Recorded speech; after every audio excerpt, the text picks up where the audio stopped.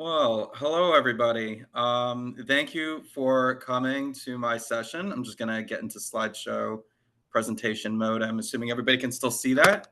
My name is Adam Berkowitz. I'm a PhD student at the University of Alabama School of Library and Information Studies, and this is Transparency Now, Decision Guidance for GenAI in Libraries and Classrooms. So did we start the, yes, we started the recording.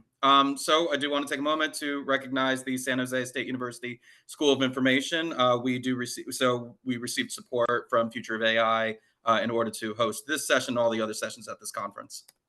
So for the sake of transparency, the following slides in this presentation have been made with the assistance of generative AI. The images of some of the arrangement of panels were delegated to the AI slide presentation program Gamma app. All of the text was written and the AI renderings were approved by me. Please note the Gamma app watermark in the bottom right corner. So AI on campus, is it a cheat or is it a writing utensil? So we already started talking about that during the keynote. And libraries and universities are taking one of three different approaches. Either we're promoting it, we're ignoring it, or we're prohibiting it. And so each of those comes with its own pitfalls. And so by promoting it and just constantly adopting whatever the newest tool is and encouraging everybody to go out and use AI, we can sometimes overlook the ethical ethical boundaries and the critical boundaries that may guide us, would ordinarily guide us away from making certain sorts of AI related decisions. So for example, if I'm constantly promoting AI but I'm also ignoring the fact that click farms are used in order to train them, or that they're absolutely wreaking havoc on the environment, so constant promotion might require that I overlook those sorts of things. By ignoring AI, we end up creating an environment of inconsistency in terms of standards and inconsistency in terms of expectations. On top of that, we also absolve ourselves of authority. So as soon as we would like to step in and actually have a say on what AI is, or how AI should be used, because we've abstained from the conversation for so long, our sense of authority has been lessened. It's been denigrated. And so, but by prohibiting, we have a tendency to over enforce our prohibitions on AI. So I'm sorry to use the University of Minnesota as an example, but recently it's made some headlines in the news that a PhD student was dropped from a program at the University of Minnesota, and over the alleged use of using AI on a final exam. And so, as we know from, again, pointing to what Crystal was saying in the keynote, that AI detectors just don't work. AI detection has several issues. So reliability issues, beginning with just how they're trained. And the issue is that they will only detect material that they are trained on, which means that if there are any novel models that emerge, the material from those models won't necessarily be detected by those AI detectors. So we have false positive and false negative and true positive and true negative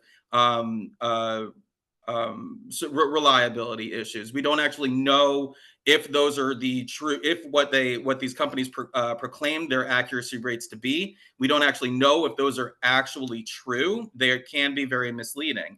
And so we also have bias concerns. So as Chad was saying in the keynote, that he's come across students who are so nervous about their papers coming back as being detected for AI. And I've seen this myself with my colleagues at the University of Alabama who are from outside the United States, and they're speaking English as a second or a third language. And so speaking English is one thing. Writing English is much more difficult than speaking English. So I know native English speakers who don't write very well in English.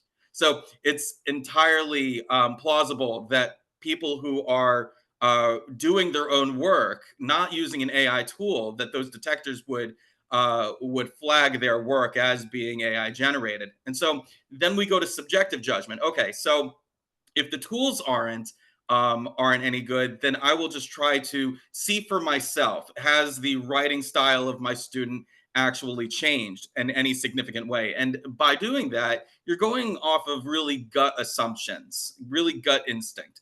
And so you might be able to tell, but I mean, let's say that you have an extremely unmotivated student, or that you have a student who really isn't putting forth a whole lot of work, or that his work has just been historically below par, subpar. But then all of a sudden they turn in like a great paper, an A plus paper.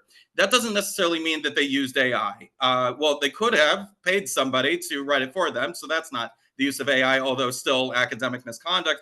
But at the same time, it could just be that they felt motivated for that one particular assignment, for whatever reason that may be. So using subjective judgment also has its own drawbacks.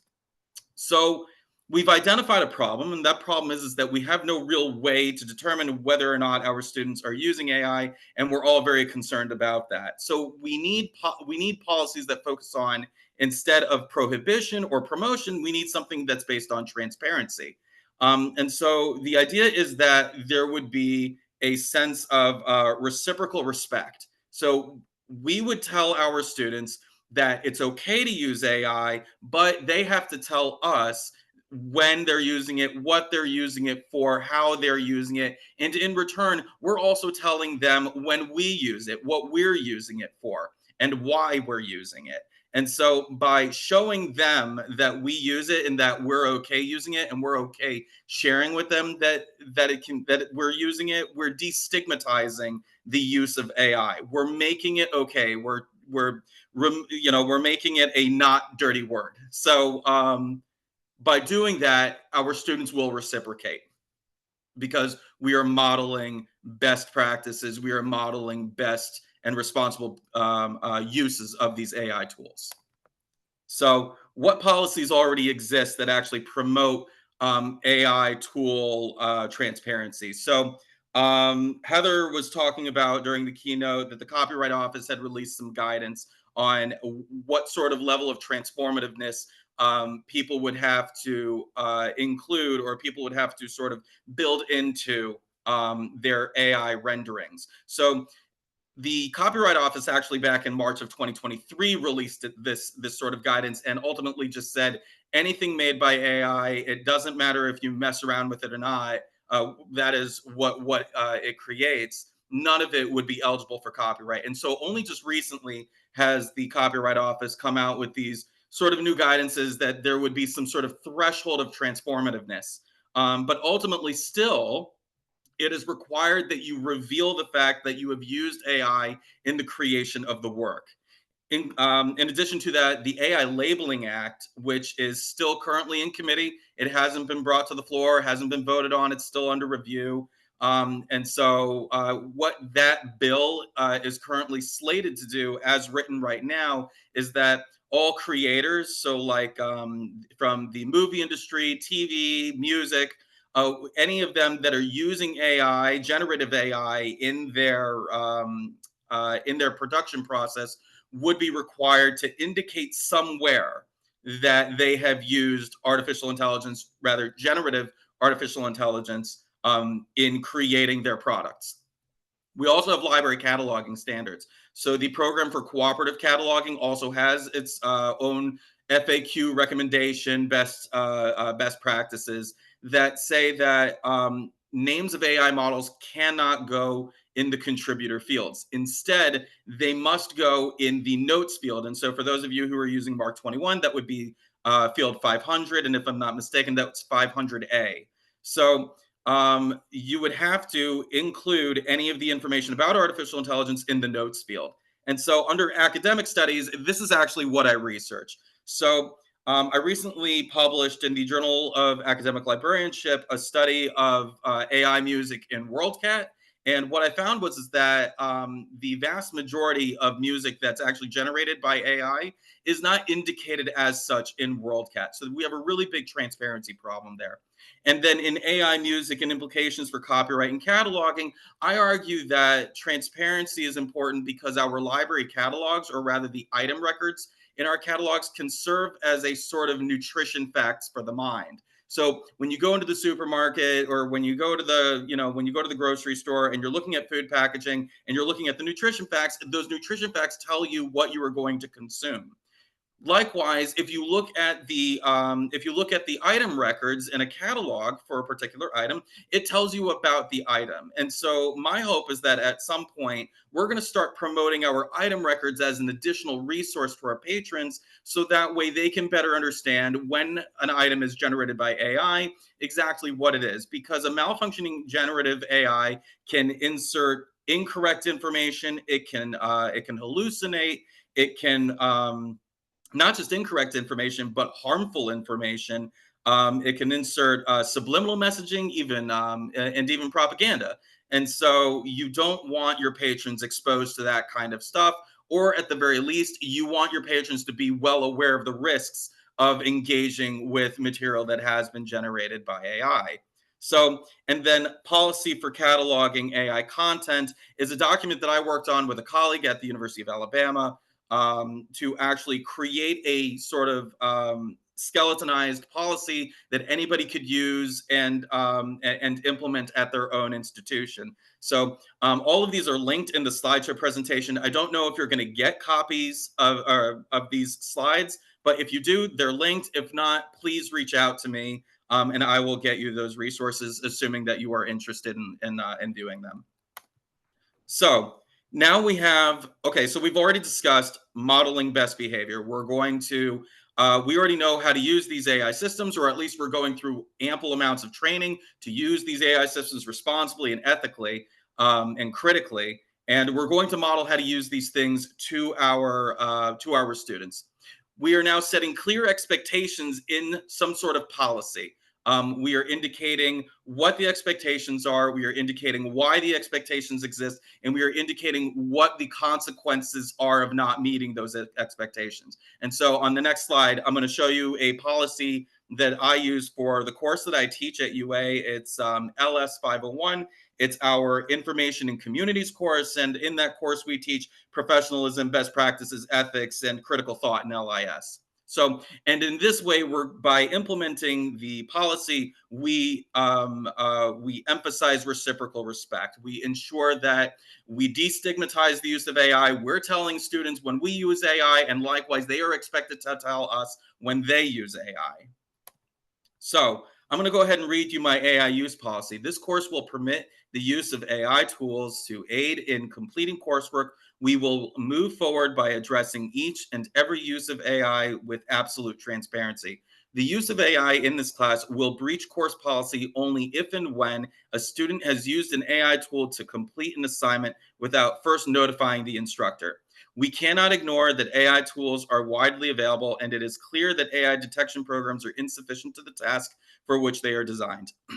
For example, AI detectors will often falsely identify the writings of non-native English speakers as having been written by an AI program. Therefore, as opposed to relying on inconsistent detection tools, we will maximize modeling responsible behavior and best practices pertaining to AI use. Students will be held responsible for any content generated by an AI tool that has been incorporated into completed assignments. And furthermore, any student found copying AI-generated content and claiming it as their own work will be treated as having engaged in academic misconduct. The standard is set. The issue is identified. We've identified why this policy exists, and we also indicated what the penalty is for breaching the policy. So questions that you're going to be wanting to ask as you implement this policy when you're engaging with your students: are you using AI? For what purposes are you using AI? Is it necessary? Are there alternatives? And if there are alternatives, why aren't those alternatives feasible? So let's make sure that we're matching the tool to the job. So once again, we have three options here. We have endorsement, we have abstention, and we have resistance. We've been talking about endorsement. Now, abstention, once again, it provides inconsistent standards and expectations and absolves us of authority. So now we're going to talk a little bit about resistance. What I want to do is I want to introduce you to critical tech theory, or critical theory of technology.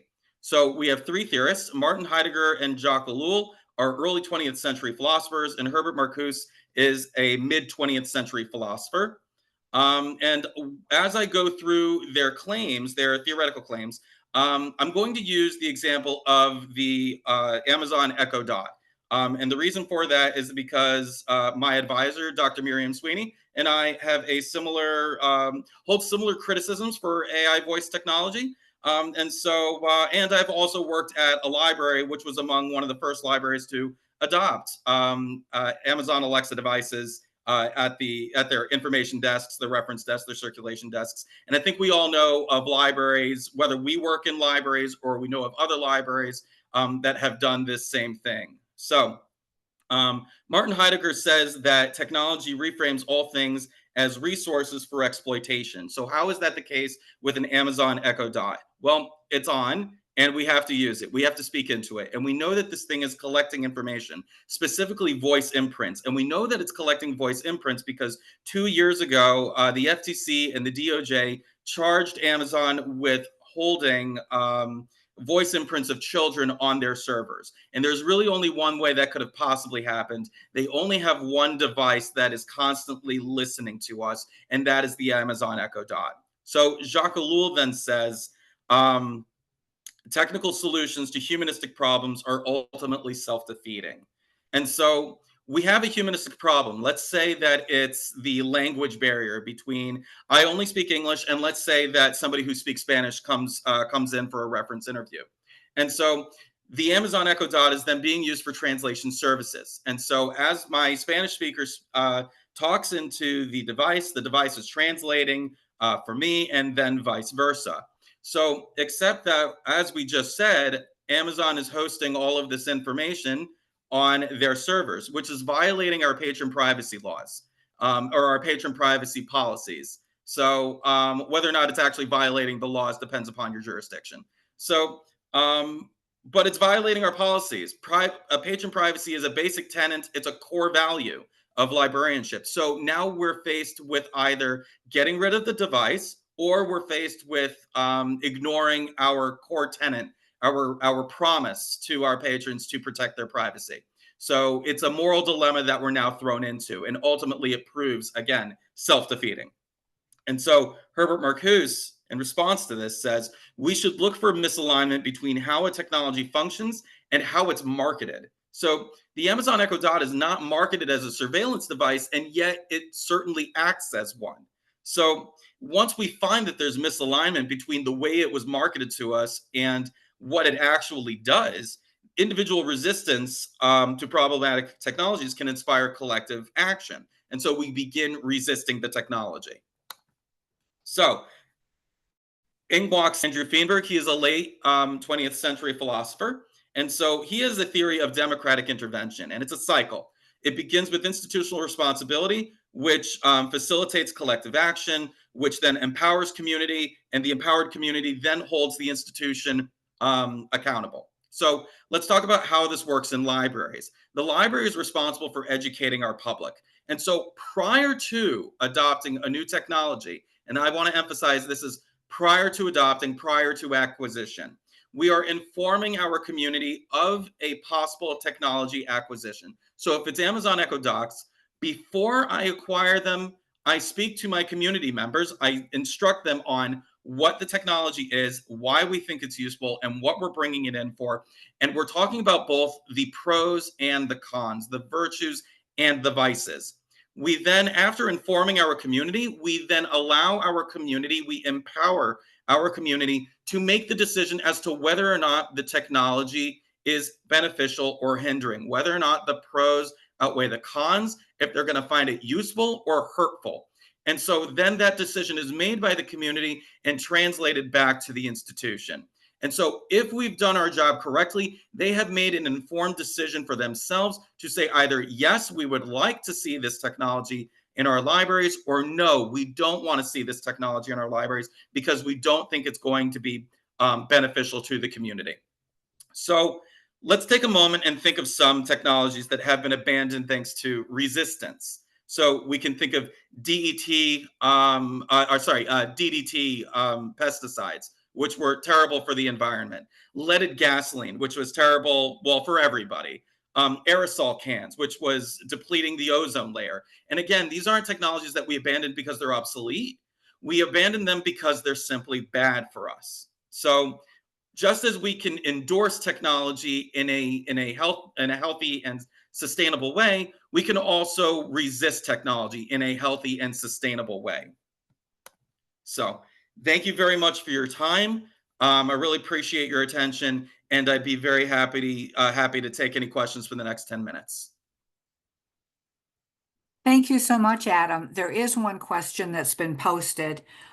Is there research to support that reciprocal respect works in the context of Gen AI? Well, there is research to suggest that it works in general.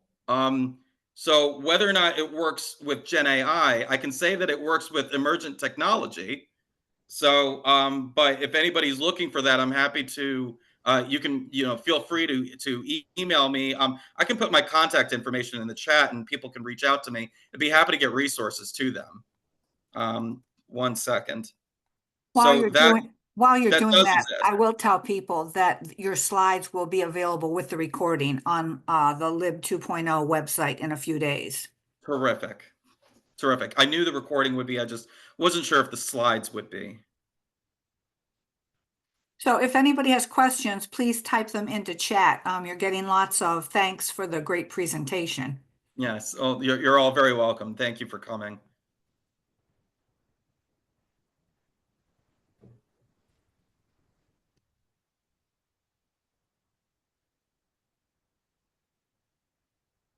Roll Tide, roll.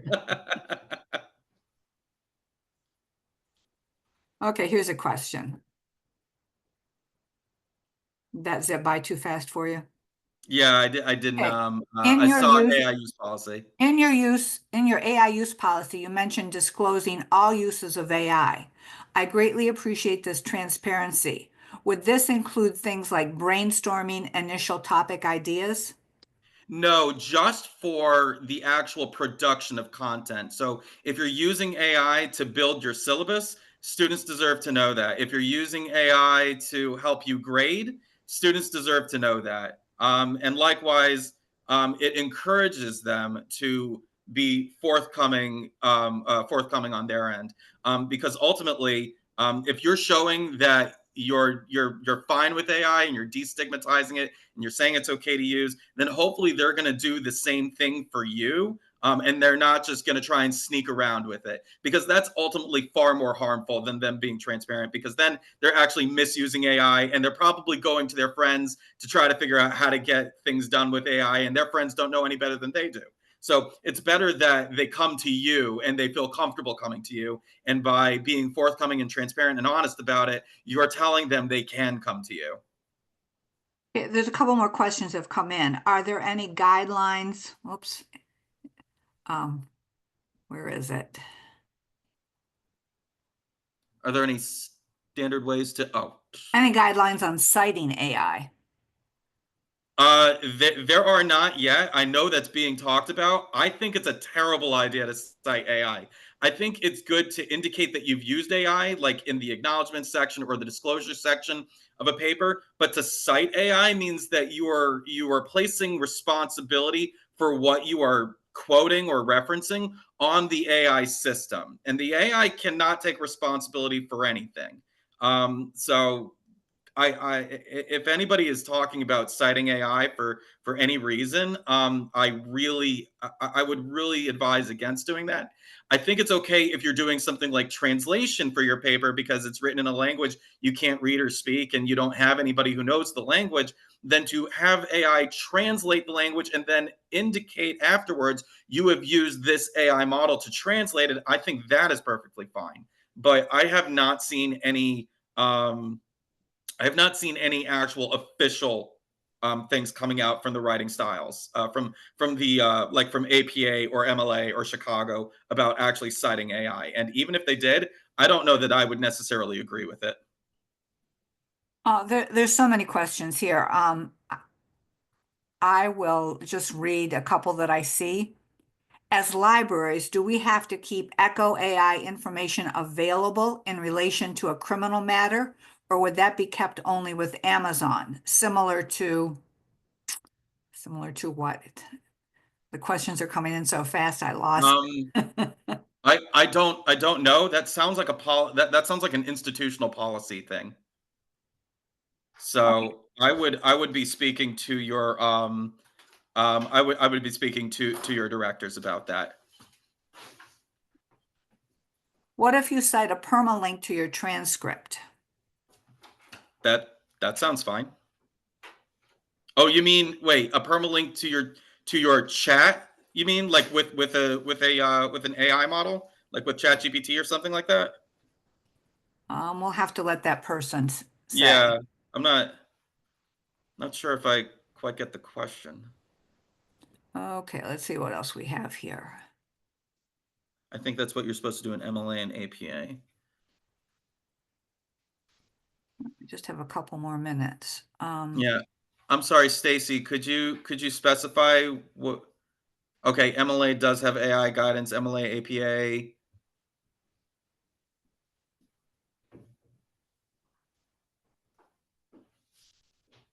Okay. Here's Again, another question. Our yeah. library is currently debating the use of meta services because of their data privacy changes and using our photos to feed into their generative AI. With your democratic intervention tool, how would you go about asking a community how they would feel about us not using meta products anymore? Oh, I would start. Well, I would start by surveying them. I would start with just a basic email blast, and I would hope to bring people. I would hope to bring community leaders in as a focus group. So I don't know what community leaders you may have, but like if you're in a public library, like I'd bring in just like local people business, whether they're business owners, members of the chambers of commerce, or religious leaders, just people who have the community's ear. So have them in as a focus group, get their take on it, and then let them spread the word to the community. And then eventually you will have gathered enough data through interacting with your community and through survey data to find out whether or not you need to remove it. Oh, we only have a couple minutes and I don't want to miss the questions. Here's one that says, now, how do I professionally indicate that AI helped me write my disaster plan? Well, that's a very that's a very good question. Um, You could very easily put it at the end of your disaster plan or at the beginning of your disaster plan, a disclaimer, because your disaster plan is divided into sections. If you just put a disclaimer section somewhere at the beginning or or at the end that says, disclaimer: this disaster plan was generated or co-authored, not co-authored, but co-created with ChatGPT, Claude, Gemini, what have you, and I mean, essentially that would essentially suffice for transparency. Any additional information you want to put on about how you went about prompting the AI system is up to you. The more information you have, excuse me, the more information you have, the better. Because again, we're trying to maximize transparency. They like that idea for a disclaimer Oh, good. section. Yeah. Yeah, absolutely. I mean, it's just like it's just like a research paper. At the end of a research paper, there's a number of disclaimers that talk about like where funding came from, what all the authors did, and so that would be where you'd put a disclaimer about the use of artificial intelligence. So I really, I mean, I've seen a few times now the sources for guidance on citing AI. I really gotta say, while they may be advising that that's how to do it, like those writing style, I would really hesitate to follow that guidance, um, because ultimately you're absolving yourself of responsibility. I could just put anything written by ChatGPT, cite it, and then all of a sudden it's a credible source. That just doesn't make sense. Well, that's a good note to end on. We're out of time.